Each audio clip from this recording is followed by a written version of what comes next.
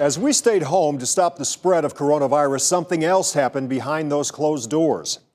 Isolation, unemployment, stress, alcohol and drug use all went up, and that increased the risk of abuse. According to the Ohio Domestic Violence Network, deadly incidents of domestic violence were up 20% from July of last year to July of this year, and up 62% from 2019. 131 people were killed in 90 domestic violence cases in Ohio in the last year, and that threat has continued to rise even as restrictions eased. News 5's Nadine Abusada spoke with those on the front lines to find out why.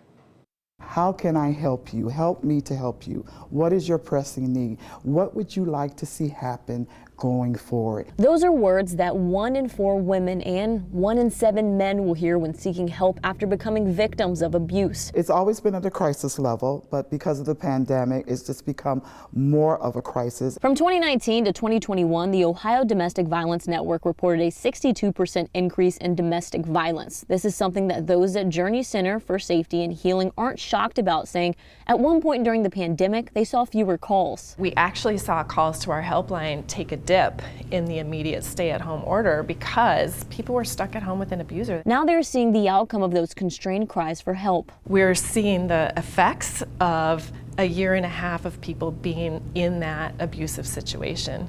So we've seen abuse just really escalated again in frequency and severity, and we're seeing a lot of folks come to us with severe injury and, the emotional trauma of being in that situation for so long. Before the pandemic, the average danger assessment score, which is out of 20, was 16.82.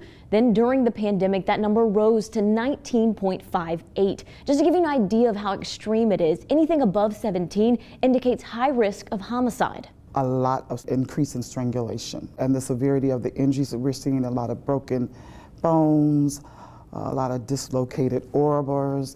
It's just a lot of increase in the violence and the frequency in the violence. Adding, when a victim tries to leave their abusive situation, the danger risks rise. The most dangerous time for survivors when they leave, their chances of becoming murdered increases by 75%.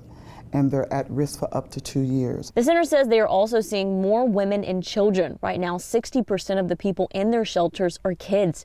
Journey makes it clear DV data aren't always accurate for the simple fact that so many cases go unknown. It is an unreported crime, so when we're talking about an increase, what really does that increase look like?